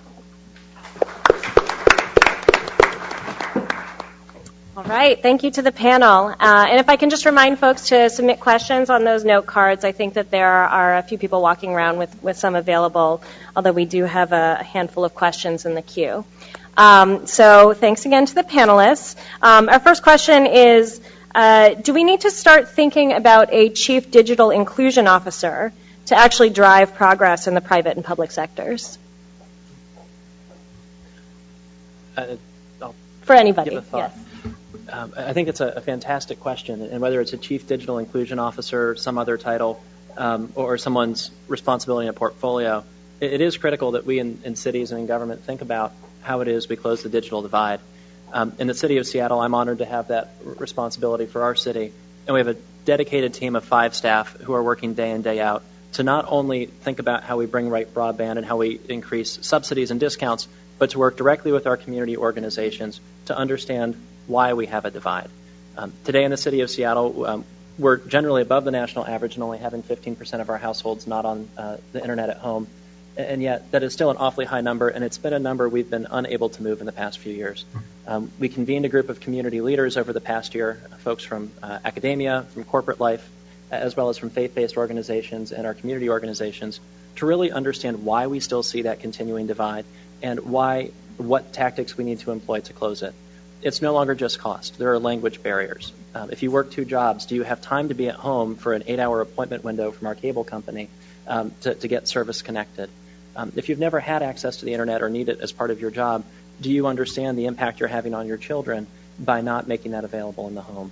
Those are the types of things that we do need to have dedicated teams thinking about. Those are the types of things we need to have partnerships with organizations and our telco providers to help solve. Thank you. Anybody want to add comments to that? Otherwise, I have a follow-up question on that one. I'll chime in. Mm-hmm. And I would say that Michael in the city of Seattle does a great job. There's other cities that are like you guys. Indianapolis is great. City of New York is great. I mean, there's some really well-oiled machines out there. And I think it's the cities that really take the initiative to identify those digital leaders, right? Because there's so many of them that don't. And so you guys do a great job. Great. So I have a little bit of a follow-up question, which is on the side of individuals and community advocates, what can, for folks in the audience, for people who might be watching through FCC Live, what can individuals and community advocates be doing to support these efforts, and what can they be doing to participate? I don't know. Hey, I'll go again. What we look for in community partners are people who understand the needs of their community or can come forward with solutions about how to provide the skills training, about how to help us intersect with communities that maybe are not inherently trustful of their government or at the table. And as part of coming forward, have ideas that we can help fund to close the divide. For example, in the city of Seattle, we have our Technology Matching Fund program funded largely out of cable franchise revenue fees that allows us to issue grants each year to community orgs who are willing to match dollars with either their time or with other resources donated to them. Through those programs, we can fund youth training programs on how to use technology and get wraparound education skills. We're able to fund labs through the Urban League that they can help bring people into the technology centers they already stand up. Those are the types of ideas that we don't necessarily have in government by default, and it's so important for us to reach out and leverage those community partners who can help us. Laura, I'd add on to that. From a rural perspective, of course, I think we all understand that the cost to deploy these networks is quite high. But I think it's important as we look forward in forming strategic relationships with all of the stakeholders, whether it's the rural service provider or the farming and ranching communities or the implement dealers, the John Deeres of the world, in which they need this wireless technology on their implements as well.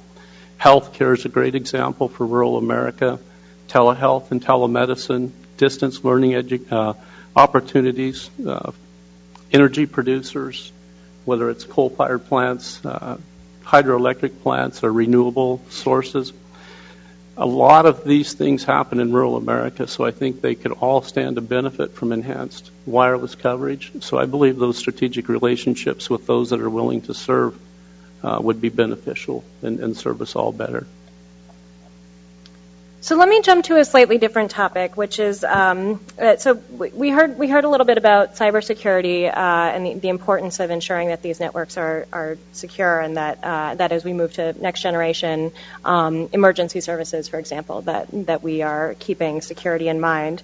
One of my big interest areas is privacy. So I have this question about as we move to small cell networks, does geolocation information that's available to network operators become more granular, more precise? Could that raise concerns, and what should we be doing about that?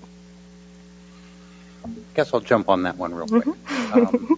A lot of work's being done around location accuracy right now, and it's critical to public safety that we're able to locate you not just outside, but inside a building. 80% of the calls right now, the estimate is, to 911 nationwide are done on a wireless phone. And the guess, because it's the best we can do, is that about 50% of those are being dialed from inside. If you are inside a 12-story building in the middle of the building with no windows, I don't know where you are unless you can tell me. If you've had a heart attack, you can't tell me. It could take me 15 minutes to search the floor and find you. So we need the technologies that are available at the commercial level pushed into the 911 system. Unfortunately, it's not that easy because commercial technologies don't always blend natively into a relatively closed-loop 911 system. So the beauty of broadband and next-gen 911 is that it's an IP-based system. It is based on open standards, and it allows us to more easily port some of that presently commercially available information into the 911 system, get it in the hands of your 911 centers, and then get it to the responders much more quickly. And again, thanks to some work being done by the FCC and to a report and order that came out, 18 months or so ago, there's standards work and work being done by all of the carriers and government agencies out there to develop a way to push that information without intruding in your privacy into the 911 system. But in doing that, we have to be very careful as to what kind of database we form and what kind of information we retain. The 911 center is going to ask you your name and your location and some other information so they can find you, but the database that contains information about your phone can't include your subscriber information, your billing information, other protected information, and all of that has to be part of what we build. So cyber has to kind of be baked into that, but it is critical that location information get to public safety, and the only way we're going to do that is through the new technologies that are available. Analog systems won't push that information. So we have to develop these databases and broadband-based systems to facilitate getting that critical information to public safety. And again, you're all stakeholders. If you have a cell phone, if your kids have a cell phone, you're a stakeholder in this, and you have a say. So make sure you're heard. Great. Anyone have anything to add to that? I'll just add one side note that as we think about 5G deployments, many members of our community notice when new equipment goes up on utility poles. And when you don't, what we have found is if you don't explain the purpose of that equipment, there is an inherent trust gap. And that gap leads to calls to council members. And those calls turn into legislation that preclude new telecom and other types of investment. In our city, we created a wireless mesh network in our downtown core to create extra backhaul capacity for our first responders and public safety vehicles. What happened? We didn't explain this. Story in the Seattle Times. The city has created a dragnet network through downtown to track people's locations using their cell phones. Council passed legislation to turn it off. So what we have done is we've created a privacy program and a set of rules in the city that if you are going to undertake a new data collection effort, you are now obligated to go through a process and inform the public of what you're doing. So we're hoping that through 5G and as we work with our telco stakeholders to be upfront about the types of investments that are happening. That's great. Does anyone else have anything to add about public education on these issues, or public education about privacy, but also about 5G build out in general? What needs to be done? Best practices for engaging in a public education. Well, I think what's missing in the system, it's when we build networks, and I've been in the wireless industry for 30 years. I tell everybody I'm really only 25. I just look terrible. And so I go way back to Craig McCaw, and I had a big, giant briefcase phone with the really curly cord and all those things. And some of you guys remember that. Most of you people out here probably don't. But it's such a local transaction, right? It's always been such a local transaction, right? That big, ugly cell tower, that fake pine tree or whatever it is that goes up on the corner of, the 7-Eleven and the industrial zone. And the industry or the city council is compelled to send out a notification to just the surrounding homes. And then you have, vast majority of residents that all simultaneously, those that are disconnected, don't know why they don't have service. And so the challenges that the industry has in providing service, just from a regulatory or, like you mentioned, just volumetric, because the demands on the cities are so many, the word doesn't get out to those parts of town that really also need to be connected. And I think something the cities could also do, because all of us are willing to, we say it all the time, I'll provide free Wi-Fi everywhere we put in a small cell. Or we'll connect to school if we make the process any easier. And a lot of those offers go on deaf ears. But I think also, too, I think cities could do a great job to say, fine, we'll give you access here, but you have to make a commitment to provide access over here. And so that's okay, right? I think the wireless carriers would love that, to say, you can cover 1st and Main, but you'd better cover 50th and Main. Because if you don't, it doesn't do the city any good. And, these days the cost of access is so low, right? The cost to build networks is nowhere near what it used to be. It's expensive still, but I think everybody would be willing to do that. So if there's a proactive kind of outreach from the city's perspective to those that are unconnected, so they're aware that it's possible and the city could encourage it, I know everybody that we work with, and we work with everybody, would be more than excited to do that. So as 5G arrives, what are our metrics for success? We've talked about some of the challenges. We've talked about the importance of ensuring that the build-out takes place in an equitable manner. So what tools and information do we have, and what do we need to be able to determine whether build-out is, in fact, both occurring in a way that is efficient and equitable?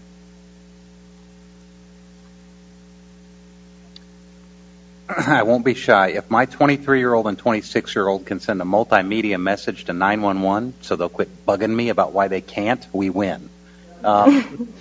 It's important that kids of any age and that the young folks coming up have that access, and I think one of the gauges is technologically advanced teenagers and 20 and even young 30-year-olds can use the phones in their hands with all those capabilities they use between each other to contact 911 or to get, as was pointed out earlier, access to real content. When we can do that across the entire scope of a community, then I think we have a good benchmark, at least one, to say that we've deployed successfully a new technology.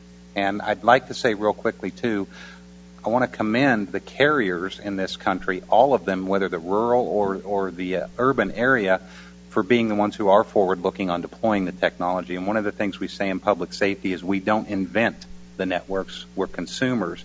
We deliver requirements at the local level. It's up to large and small technologists, whether Silicon Valley or North Dakota, to deploy those and to develop those. So without them, you would not have this deployment. I think it's important to remember that fact. They are the enablers of the technology. Yeah, and I think from a carrier perspective, another important metric might be the use of spectrum. For example, this July, I believe the FCC freed up about 11 gigahertz of high-band spectrum that will be auctioned off. There's some licensed and some unlicensed spectrum, some of which will be auctioned off on a partial economic area basis, which are rather large areas, and also on a county basis. So along with the successful bidders, if you will, for the licensed spectrum, specific build-out metrics that are perhaps tied to use it or lose it. And that will be a good indication of where and how that spectrum is being deployed and whether it's being done effectively and efficiently. From a city perspective, success looks like 4 new residential broadband providers offering additional competition in the market. It's making sure that service is accessible and available across our community and not just in select neighborhoods. And it's making sure that cost and new device requirements do not become a further barrier to equitable access to the internet. Yeah. And I'd echo what Michael said. I mean, for us, from the carrier's perspective, from a deployment perspective, it's about wireless being realized that it is an essential service, just like anything else, and being managed accordingly like any other essential service from a municipal or jurisdiction perspective. And the faster that happens, the smaller the digital divide becomes, especially these days. Okay. All right. Thank you. I'm being given the cue for us to move to closing statements. So if you guys could each provide probably about a minute of your final remarks on this issue. You want me to go first? Anybody could go first. Yeah, I'm sorry. I don't want to put anyone on the spot first. That's okay. I put a leash on myself all day anyway. So in 1976, right, the Federal Land and Policy Management Act opened up all sorts of access to the rights of way, and then 20 years later, I think in 96, the Telecommunications Act went even further to enable other carriers, if you will, to have more broad access to be able to deploy networks. And here we are, coincidentally, about 20 years later. And if history repeats itself, the technology's matured enough and the deployments become so burdensome enough that it's absolutely time for us to take legislative action, if you will, or policy action to accelerate something that, from a 5G perspective, an infrastructure perspective, is probably going to be about 10 times more burdensome than what we've seen before. There's probably not much surprise that rural America is not going to lead the 5G revolution, but we certainly hope to participate and contribute in that endeavor. It all kind of starts with equitable access to spectrum at affordable rates. The FCC has set in motion a spectrum assignment to essentially help the U.S. lead the way with 5G. And I think that's very, very exciting. We also need to find ways in which we can deploy the technology quicker. We've touched on right-of-way and pole attachments and things of that nature, but we also need to bring fiber to these new access points. It's a fair amount of work. So anything we can do to speed these processes would help advance our cause with the deployment of 5G across all of America. We need to ensure that there's complete interoperability between all carriers that participate in the industry. We've heard that there are still 2G subscribers out there today. We live in a world in which our 3G networks in the United States are not interoperable, and we've not fully deployed 4G, and we certainly don't have any form of interoperability. So interoperability will be key as well in a 5G world. We also need to ensure that there's mandatory roaming between, again, all carriers that participate in the industry. I've touched on various strategic relationships that I think will help build the case for rural America. And I also think we need more vendors, more people making equipment versus a couple of the very large ones, and that will hopefully drive down costs for both base stations and the end user equipment. We all know how much these devices cost today, and we need to do something about it. With millions upon millions of these things deployed nationwide, the price should drop like a rock, and it is not. And lastly, the plea for rural America, of course, relies solely on funding. And we have long had a policy in the United States for universal service funding. And as we gather today, the FCC is currently working on Mobility Fund Phase 2, which will be a critical component for the build-out of rural America. And again, thank you, Commissioner Clyburn, for all that you do, and Laura for hosting us today. Thanks. Sorry, and I'm going to hurry you guys along and say 1 minute or less. I'll keep it short. 5G represents revolutionary technology opportunities. And whilst 5G won't solve every problem, despite what you may read and hear in some places, it does also represent a revolutionary opportunity to help close the digital divide and to bring the benefits of high-speed broadband to Americans everywhere. So let's all commit to rolling up our sleeves and working together to ensure that we leverage 5G's technical advantages to confront the hard policy and economic problems in front of us. Thank you. Well, Seattle is excited for the 5G revolution and the benefits that it will provide. When you think about a city that provides services, the difference of having ubiquitous gigabit speed wireless access will change the sensors and the types of equipment we place in the built environment from anecdotal to providing real-time situational awareness. It will provide opportunities for our public to be better connected, realize better service, and have lower prices. But we desperately need help. We need help with our partners in telecom, the FCC, and Congress for their leadership to make sure the types of programs that have brought low-income discounts through our cable providers will be extended, and that in partnership we can reduce the digital divide. So I want you to take one thing away from this presentation today. I don't care what it is, just take one thing away, and we win. But seriously, remember that there's a common thread through all of this, and that common thread is public safety makes all of you a stakeholder. As you deploy emerging technologies, remember that you have a voice and you are a customer to your 911 centers and your local responding agencies and your local carriers. Be heard. Let them know that you need that access, that it's critical to not only your kids and your families and your business, but in some cases to your life. So thank you again, Commissioner, to you and your staff, and it's been an honor to be here with this very talented panel. All right, and a round of applause, please, for the panelists. And of course, for Commissioner Clyburn, I'm going to pass it over to her, but thank you. So this is something I heard back when I was growing up. The clock on the wall says that's all. I don't know if y'all remember that. I'm real old school. So I want to thank everybody for coming and for participating. Again, Georgetown Law School, particularly Nico, Andy, for helping to host, again, Benton Foundation, the FCC. I have to thank my staff. You've seen them around. You know them. They've been incredible. Jeff Brennerden for filming, keeping, hopefully, if I don't look good, you won't look good tomorrow. But seriously, and all of you, you've hung in there, and I think this has been an incredible afternoon. And again, look forward to a work product that will sum this up. If by chance we'll do this in FCC design, if you have anything to contribute, if you want to weigh in, this is not a formal notice, but feel free to do so. Again, thank you so much. Got to thank my chief of staff, whose concept, I'll take the credit, but the concept is his. And again, thank everybody once again for participating. And what an awesome day. I'm so full. Thank you very much. Solutions 2020.